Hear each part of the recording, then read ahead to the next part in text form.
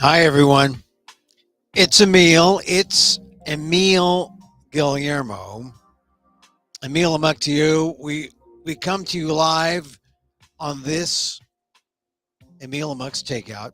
My takes on all things considerable. It is the somewhat secret podcast, not available wherever podcasts are found. Not yet.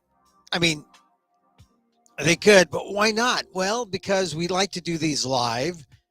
And then, wherever you are, YouTube, Twitter, or X, got to get used to calling it X now that Elon Musk's ego is part of the official U.S. government. But yeah, X, it's on Facebook, fb.com/Emil Guillermo or emilguillermo.media. Of course, you can find us on later on Patreon. You don't go live on Patreon, but recorded, patreon.com/Emil Amok, EMILAMOK. That's where we are. We're a lot of different places where you can miss us. And we come on to talk about the news. And of course, it's only really generally if you are part of the 50% who won, you're talking about, who's going to be the new guy? Who's going to replace whom? Who's going to be part of the administration?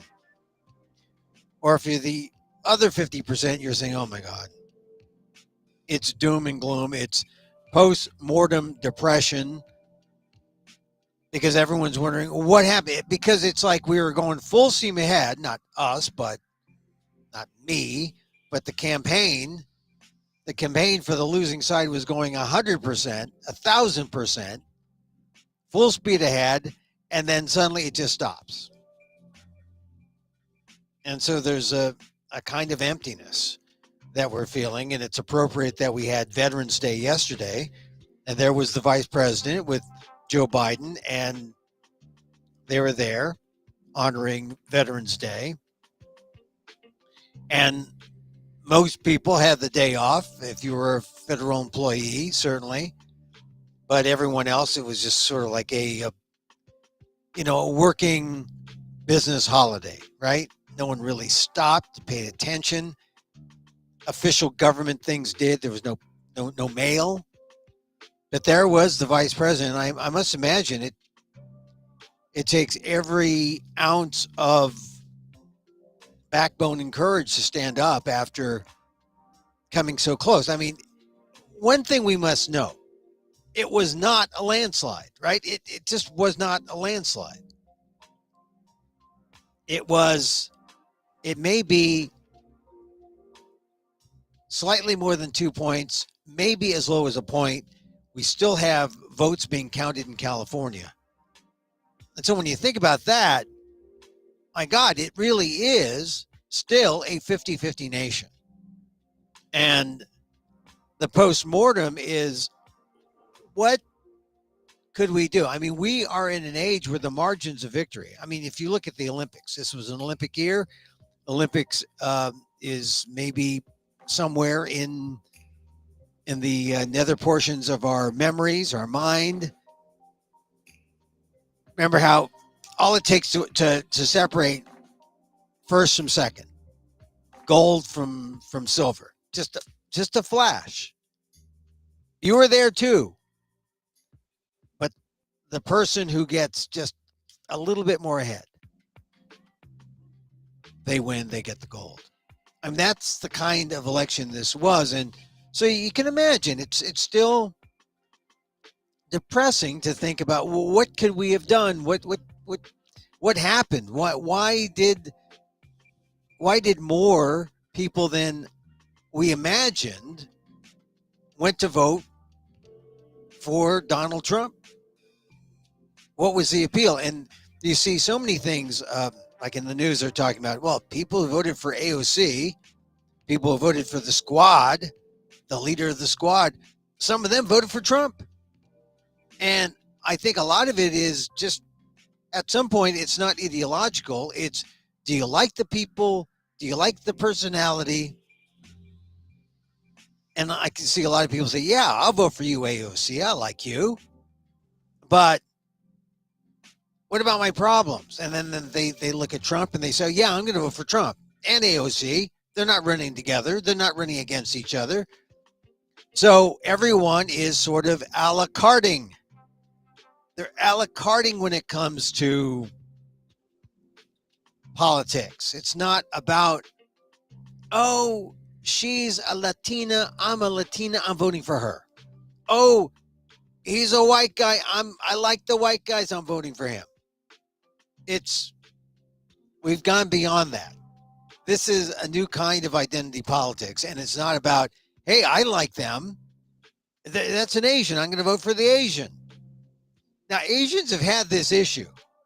What do you do when the Asian is ideologically opposite you? Happens if you're in Southern California. Michelle Steele, Asian American, conservative as all get out. You're in Orange County, a more liberal Asian, maybe you are. Probably not. I mean, there's a lot of conservatives and a lot of conservative Asians, conservative Vietnamese down there. And they see a conservative like Michelle Steele and they say, yeah, I'm voting for her. I think she's still up. Her district is still, it's not official yet. There's still some counts.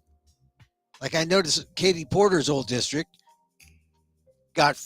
is still Democratic. It looked like it was going to flip, but she was on television the other day saying, oh, don't worry, it's going to stay Democratic.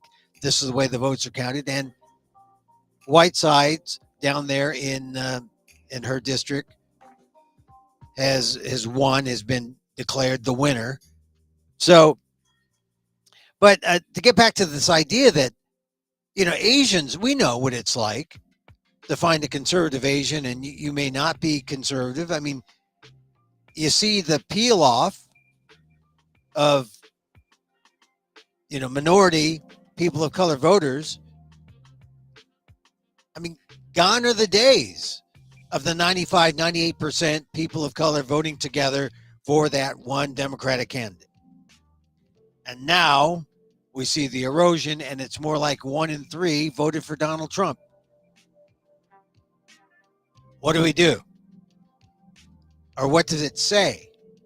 What it says is we are just in a new realm of racial politics where it's not automatic anymore. That, hey, here's a black woman, we're voting for her. I'm a black guy, I'm voting for her. I'm a person, I'm voting. We're past that. And it's appropriate that the person to break the norm is Donald Trump, because Donald Trump comes in and he criticizes people of color for they're playing the victim card, playing the race card, for saying they're aggrieved. How did he run his campaign? With the most grievances as the victim. Oh, I'm victim of lawfare. I'm telling you, it's a different world for race politics. And it was ushered in by Donald Trump. And you just look at it all throughout, from the presidential race to the local races. Like I said, in Oakland, or let's take San Francisco first. London Breed, and I talked about this last week. She had a big story on her. San Francisco-based correspondent for the Times wrote a big piece about London Breed, and London Breed was making her case. Her pitch to the public was, I've lived through the struggles of San Francisco. I grew up in the bad neighborhoods. My mother was an addict. My father was, not in my life. And that story used to work. That used to work about 20 years ago, 30 years ago. And, London Breed is an accomplished politician. She got to where she is based on that story. But now once you get in, now you gotta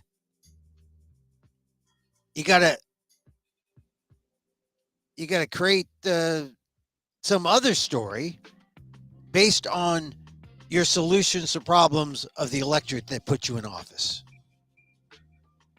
It's the next step, right?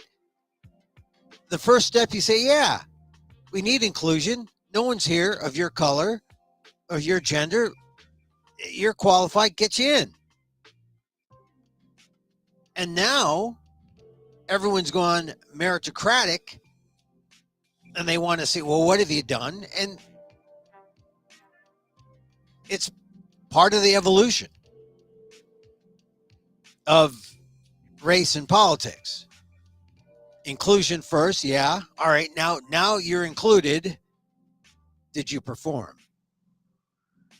Did you solve the problem? Did you do what we wanted you to do?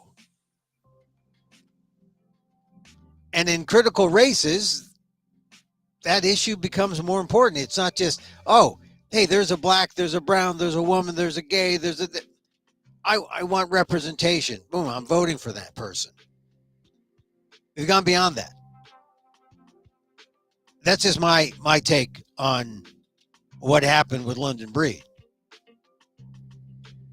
She made a last-minute pitch for I lived through the struggles of San Francisco, and she got rejected. It was close, couple points. I mean, I don't think it was more than 3 points, the final. But she didn't outpoint Daniel Lurie, who is a billionaire heir, Levi Strauss fortune. What's he going to do? Who knows? But look at the people that London Breed was against. It was pretty much all white male. And so just as we reform our view of race politics, what have we gone back to? An all white male situation, which is like, all right, given that, would you want to give a chance to London Breed for inclusion's sake? Not enough. There weren't enough voters who believe that. I said I was at one function before the election and people were doing a hand poll saying, hey, who's voting for this guy? Who's voting for this guy? When Daniel Lurie's name came up, no one said anything, no hands. And I was in a fairly general crowd. But then they said, London Breed, any hands? No one. No. There's no one. No, I mean, it's very low energy crowd. Maybe some of them were from the suburbs, not from the city. The one person to raise their hand for London Breed, Willie Brown. Of course, Willie Brown. And he's old school race politics. He'll stick with you. He stuck with Kamala. And both of them lost. Now, Kamala Harris is interesting because, as I said, to me, I thought she was diversity politics all over. I thought on steroids, right? Indian, black, can't miss. Charming, appealing, charismatic, can't miss. Great story. Father Jamaican, mother Indian. She was using her mother more openly. Great. She can't miss. She was like a skyrocket. And then she fizzled. Because no one thought about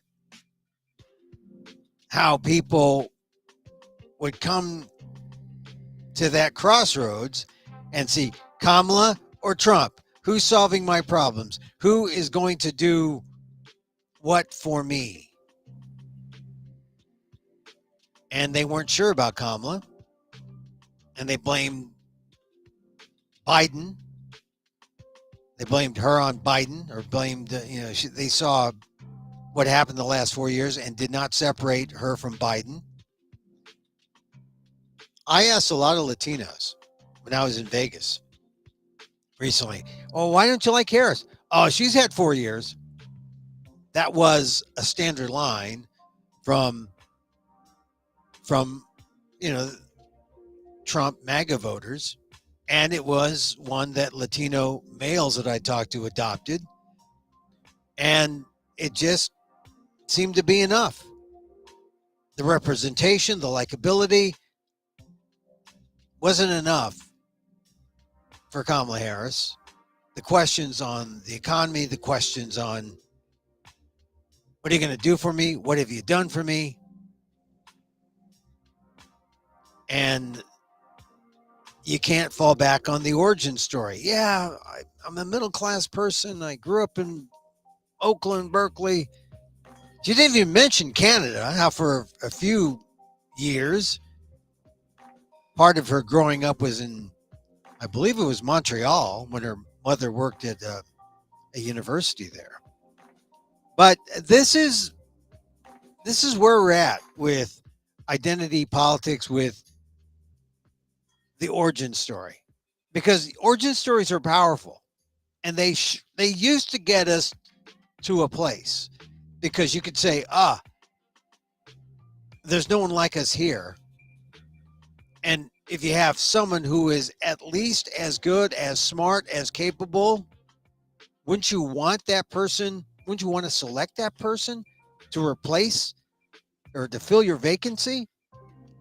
If you believe in diversity, if you believe in inclusion, you have a black, indigenous person of color who is as good as, or better maybe, right? Or even close to the person who held that position before.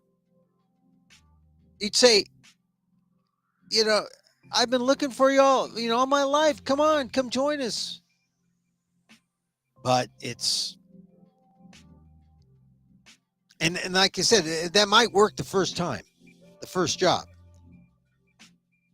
But then the second go round, what are you doing for me?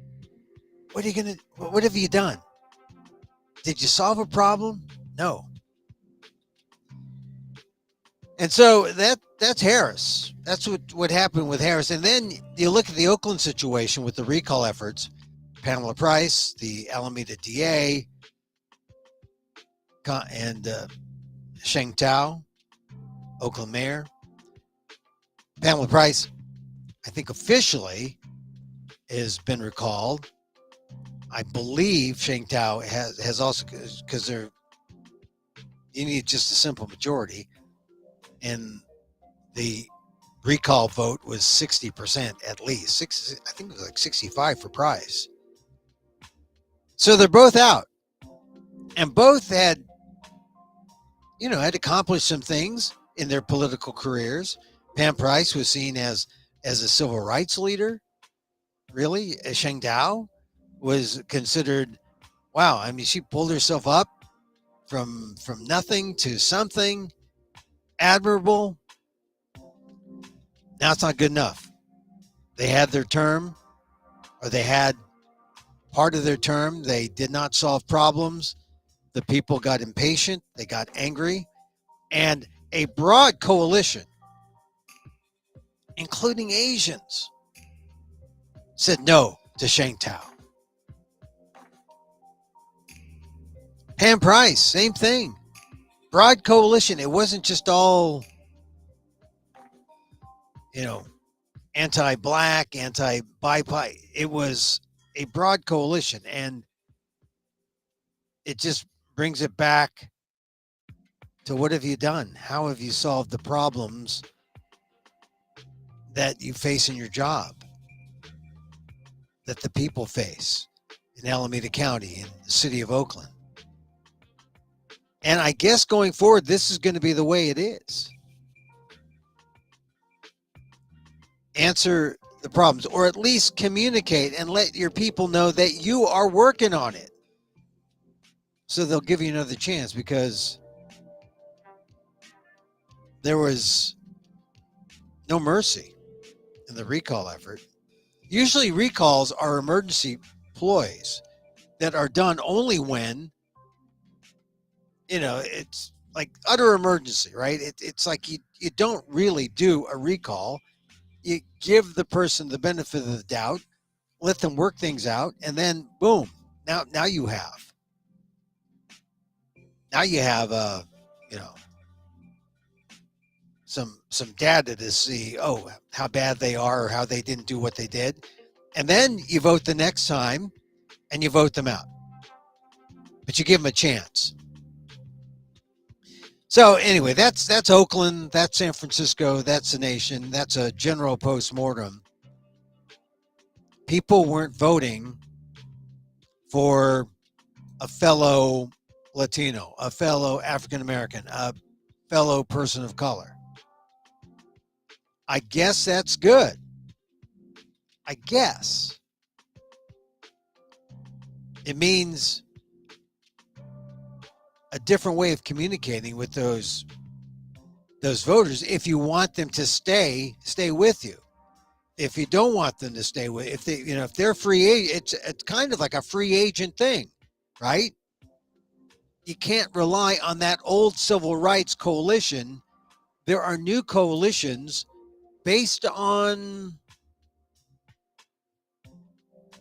the local issues, the grassroots issues, the issues that matter, the pocketbook issues. And that's kind of the dynamic of the 2024 election, how it affected all of us from top to bottom. I mean, there's still some surprises. I mean, Ruben Gallego was officially named the winner of the Senate race in Arizona. And he's kind of approaching everything from that new way of trying to speak to the people. I mean, he doesn't play up. I mean, Harvard's getting a bad rap. Harvard and the Democrats seen as the elitists, seen as the insiders. Well, here's Ruben Gallego, a congressman who got bumped up to Senate, a Harvard guy, but also has the story of coming up from nothing and pulling himself up, getting himself to Harvard, becoming a Politico, Congress, the whole thing. That's the story that gets you in the door the first time. But he's got accomplishments in Congress. He talks to the people. He has that bond. And the fact that he beat Carrie Lake is pretty incredible, because Carrie Lake was seen as can't miss, MAGA Trumper. She was worse than Kristi Noem. Worse than Kristi Noem, the South Dakota governor, who was just named, she's going to run ICE? Kristi Noem, the former governor who shot her dog in the face as head of Homeland Security. Is she going to shoot? Who's she going to shoot in the face? People's dogs? What kind of compassion is she going to show? Zero. Everyone being named to positions now are people who are all just yes folks to Donald Trump. Guardrails are off. These are guardrail-less people who will just say yes to Donald Trump. But, Ruben Gallego beat Carrie Lake, and Carrie Lake was seen right up there, just like Kristi Noem. And what's going to happen to Carrie Lake? She'll probably end up in the Trump administration somewhere. She'll need a job. She'll need visibility. Or she'll end up on Fox News, right? That was her backup. So, but in that race, you see how Democrats, if they look at Gallego, they can see, oh, this is the way we keep things. This is how we kind of maintain a sense of where we were and where things are going. And we try to stop the bleed off of people to the other side. But actually, this is good for the Democrats, because how many times have you heard, oh, the Democrats took us for granted. The Democrats, you know, they just, well, this happens to Asians. Democrats don't even call. They just assume that Asian Americans are going to vote a certain way. And there are a lot of very conservative Asian Americans who say, "Hey, no, I'm going that way," which is healthy. But you still have a maybe 60-40 split. That's more realistic. With everyone else, it used to be 95-5, 90-10, the higher number for the Democrats.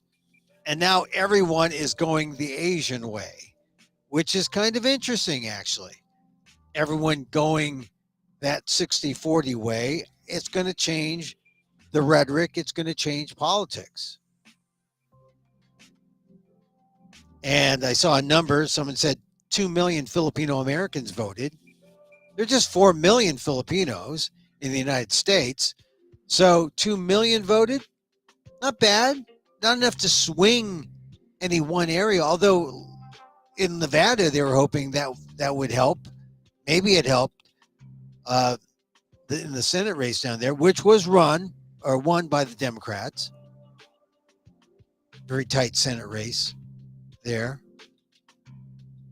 So, yeah, we'll be having these postmortems for, well, it's the one way to deal with the depression, the postmortem depression, which is there something I could have done? Is there something more? I don't know. I don't know if there was any more that any of the candidates could have done, except maybe give more time to Kamala Harris.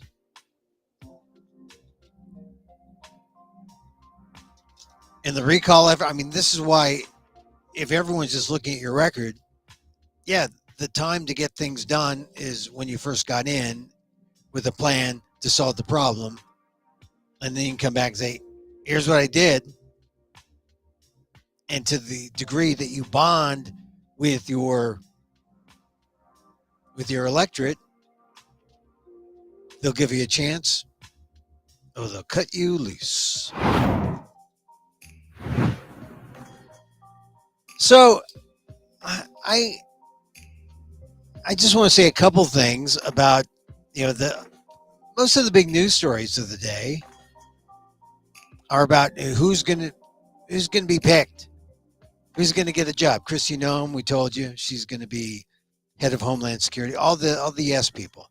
One thing I mentioned yesterday, and it dawned on me when I was talking about it, Tom Homan is literally the border czar.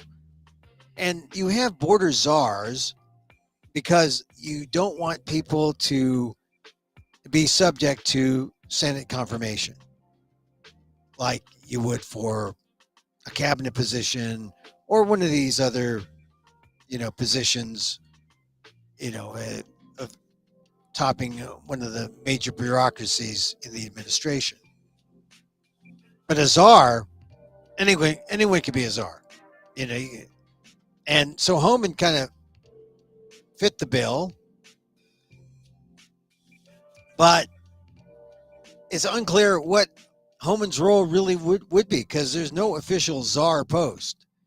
A czar is just, he's the guy who's going to do the dirty work that people suggested that, this must be Kamala's job. Kamala Harris was Biden's czar, but she wasn't really a czar. A czar is just a term that's bandied about by the media and other media practitioners and politicos because they want to describe a position that is not subject to confirmation, Senate confirmation. Powerful and not powerful at the same time. But when it comes to the border, you got a handy scapegoat. If Trump gets blamed, he says, "Oh no, that was my border czar. Bye-bye, border czar." I mean, that's how the blame game is going to work if Tom Homan doesn't get things right. You can also blame Stephen Miller, who he's brought back from his past administration, because Stephen Miller really is the architect of the racist and bigoted immigration plan. I think Homan wrote the immigration plan in Project 2025 with Stephen Miller. So it's, you got to watch that. You got to watch those things. And then you got Kristi Noem, who will be, subject to confirmation. She's the yes person who will just say yes to whatever Donald Trump wants. And that's how your government is shaping up so far. I didn't even mention Marco Rubio, but this is the lesson in politics.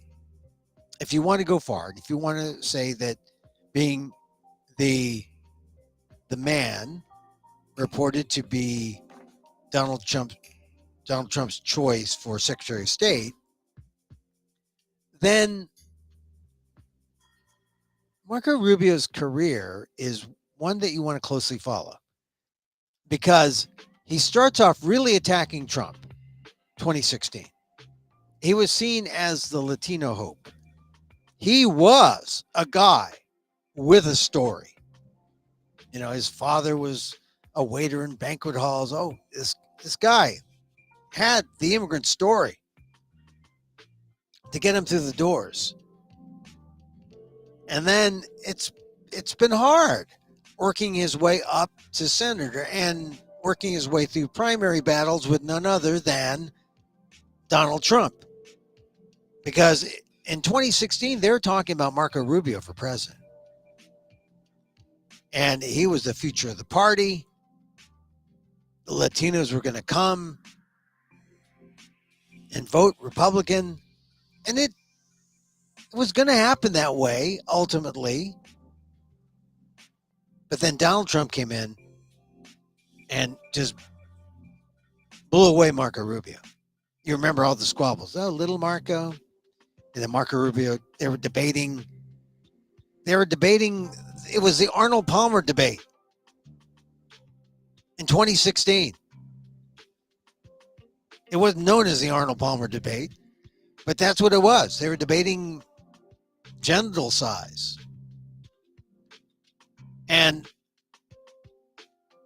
Trump just, the Republican Party wanted to be principled and said, we're going to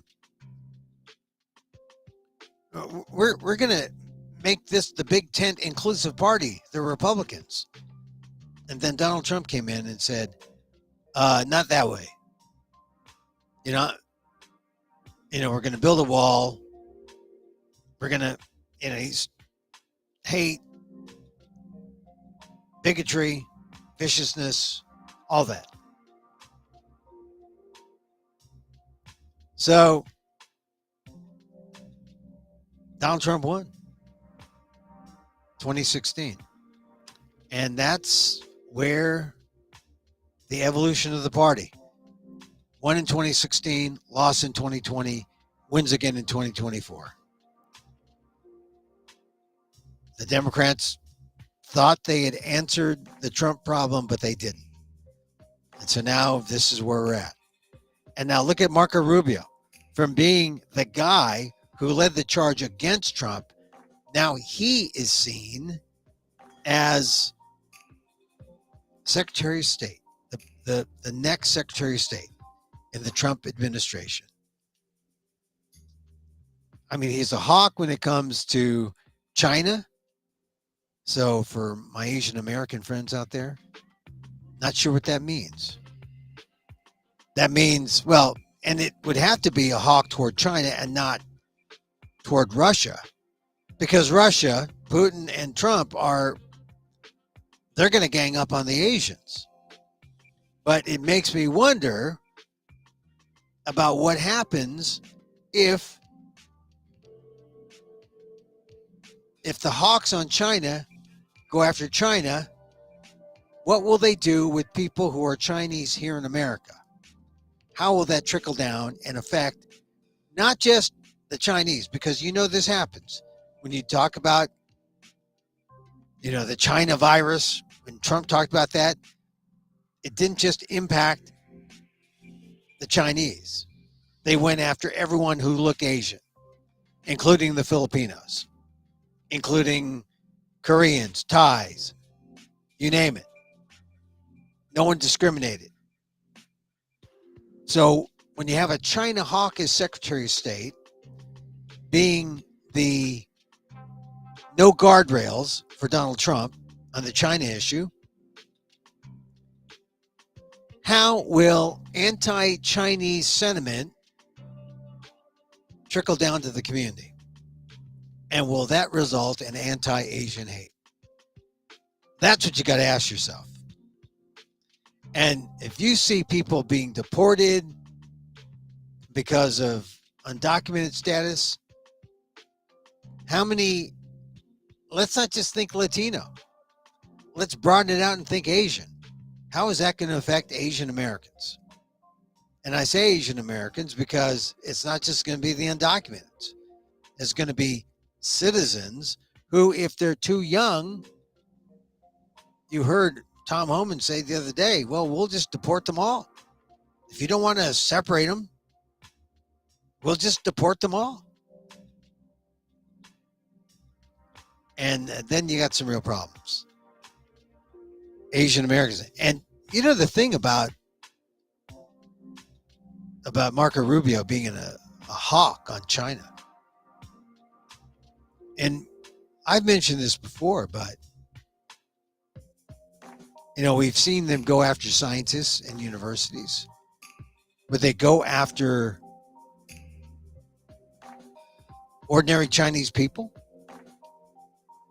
Would they round them up as a military necessity? Because the legal infrastructure is still there. The legal infrastructure is still there. Something to think about. Marco Rubio has only been reported to be Secretary of State nominee. May not be the guy yet, but could be. Just some preparing you for some things that could be coming up. All right. We shall swish our way out. Hey, thank you for joining me. I'm going to go to my small town city council, and I am going to read a poem at the city council meeting today, and I'll fill you in tomorrow about what happened.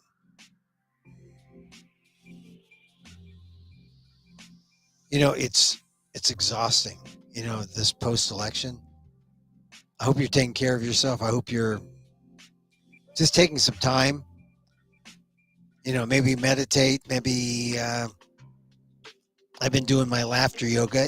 It's helped. Oh, that laughter yoga, intentional laughter, it helps. It really helps. But I worry, you know, yeah. If so far the Trump administration is only saying, oh, we're going after the criminals. But if they go after everyone else, watch out. If they go after all the undocumented, watch out. So I thank you all for listening. Thane, that means you. Thank you, Thane. You know, we have this is a thing that I do. Well, I as a talk show host, former talk show host, you know, I can't buy a radio station, but I can open up a channel here and give you the first parts of what would have been my talk show, wherever it was. And so that's what we do. So right now it's still Post-Mortem-Depression, because you hear the postmortems and nothing makes sense. I didn't even want to talk about should Kamala Harris be named president by Joe Biden. You know, like someone floated it on the cable news, said that Kamala Harris, well, yeah, she should get the role or get the position she was seeking, Joe Biden can step down and appoint Kamala Harris, and that would accomplish the first female president, which actually doesn't sound so bad. It's actually better than an idea that was taken seriously, which was, let's force out Sonia Sotomayor from the Supreme Court and put Kamala Harris in, because Sotomayor is she's 70, near retirement. Don't you want to retire early? No, that's not how it works.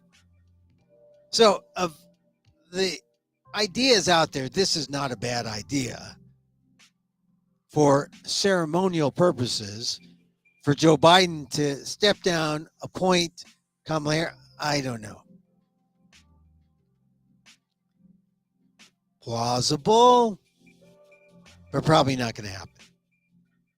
Which means Kamala Harris can still do her syndicated Judge Judy featuring Kamala, coming to a syndicated network near you or something. She's got to do something. She's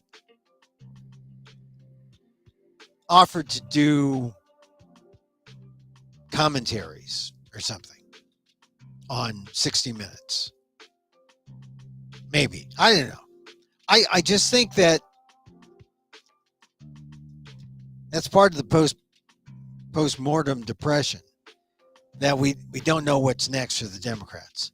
We don't even know who the leader is. I'm not saying our leader, because that would presume I'm a Democrat, and that would be one presumption too many.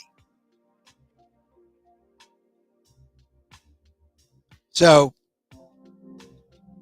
we'll give ourselves a couple of days, and we'll get out of this post-mortem depression and think about the future, because the struggle continues, right? The struggle's not over. It's not over. And it just keeps going. It just keeps going. All right, so I'll tell you the story tomorrow about my trip to the city council. Mr. Smith goes to Washington kind of thing. And but in the name of art, okay, we leave you with a little meditation. Sharon Salzberg called it the loving kindness metta. It's a chant. It's mindfulness. Her definition being taken from a 10-year-old boy in Oakland. Mindfulness means I don't punch that guy in the face. Yeah, because you're mindful. You're mature. You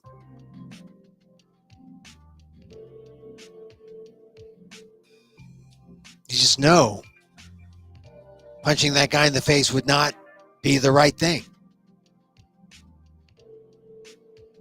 Because how many times would you say, yeah, I would.